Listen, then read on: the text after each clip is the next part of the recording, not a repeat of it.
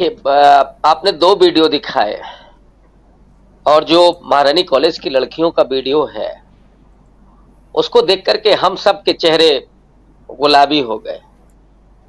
एक ऐसे वक्त में जब पिछले 7-8 साल से 9 साल से हिंसा का, नफरत का, विभाजन का माहौल था, जिसे एक लंबी भारत जोड़ो यात्रा के जरिए 4000 किलोमीटर पैदल, और मैं इस पर जोर इसलिए दे रहा हूं कि वो सोच करके भी सहरन होती कि एक शख्स 4000 किलोमीटर पैदल चलता है इस देश के लोगों को नफरत से, हिंसा से दूर करने के लिए।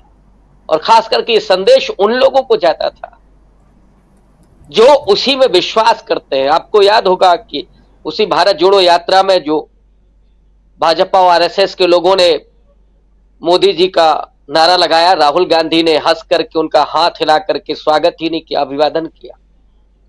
ये वो मैसेजिंग थी। और फिर जो उन्होंने इस देश से सीखा, देश को सिखाया, देश को दिया, वो हंसी आपको, वो प्रसन्नता, वो ख्वाब, वो एस्पिरेशन आपको उस कॉलेज की लड़कियों में दिख रहे हैं। मैं ये भी बहुत दावे के साथ कह रहा हूं कि अगर मोदी जी ऐसे ही बने रहे तो ये जो कॉलेज है वो कॉलेज नहीं होगा, अंबानी और अडानी का कोई 5 सितारा होटल बन गया होगा, या कोई विश्वविद्यालय ऐसा होगा जिसमें हर महीने 5 लाख रुपए की फीस होगी। तो क्या ये जो लड़कियां हैं वो पढ़ पाएंगी? जो 14 फरवरी को लाठी लेकर के निकलते हैं बजरंगी, वो क्या इन लड़कियों के चेहरे पर मुस्कान को पसंद कर सकते हैं? ये जो पूरी पितृसत्तात्मक जो हिंदुत्ववाद है वो लड़कियों की हंसी बर्दाश्त नहीं करता है। और राहुल गांधी उनके बीच में बैठ करके जो बात कर रहे हैं, हंसी हो रही है, सवाल हो रहे हैं, और उन सवालों के जरिए जो संदेश दिया जा रहा है कि इस देश में इतनी ही प्रसन्नता, यही बेफिक्री और उसके साथ साथ उम्मीदें, ललक अपने रोजगार के प्रति, शिक्षा के प्रति, वो भाव लोगों में होना चाहिए, नौजवान पीढ़ी में। राजू जी, आपको याद होगा 2014 में नारे लग रहे थे कि बहुत हुआ महिलाओं पर अत्याचार, अब की बार मोदी सरकार। और उसके बाद क्या हुआ? लगातार अंबार लगा हुआ है बलात्कारों का। रोज कहीं ना कहीं से खबर आती है। और अब तो हालात ये है कि अपराधियों के पक्ष में पूरी पार्टी, पूरी सरकार खड़ी होती है। ऐसा पहले नहीं हुआ था।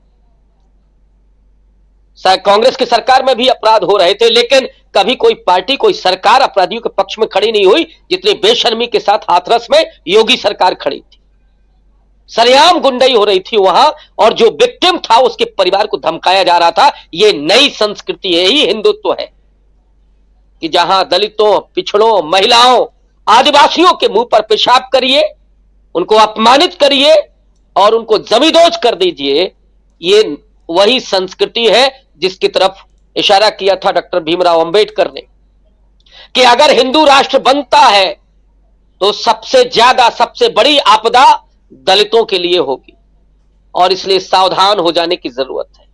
जो दलित बीच में भटक गया था, गुमराह हुआ था, इन 10 सालों में उसकी खाल खींची गई है, उसका आत्मसम्मान छलनी हुआ है, और इसीलिए आज वो राहुल गांधी की तरफ देख रहा है। राजू जी, राहुल गांधी का जो नाम है, एक बार उन्होंने शायद महाराष्ट्र में कहा था, अगर मैं गलत हूं तो मुझे दुरुस्त कर दीजिएगा।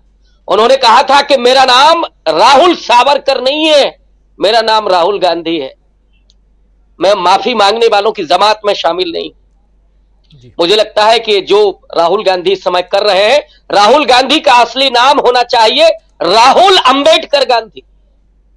जिस तरह से पूरे सोशल जस्टिस के सवाल को लेकर के आ रहे हैं, वो पूरा अंबेडकर के उन कंसर्न से भरे हुए दिखाई पड़ते हैं।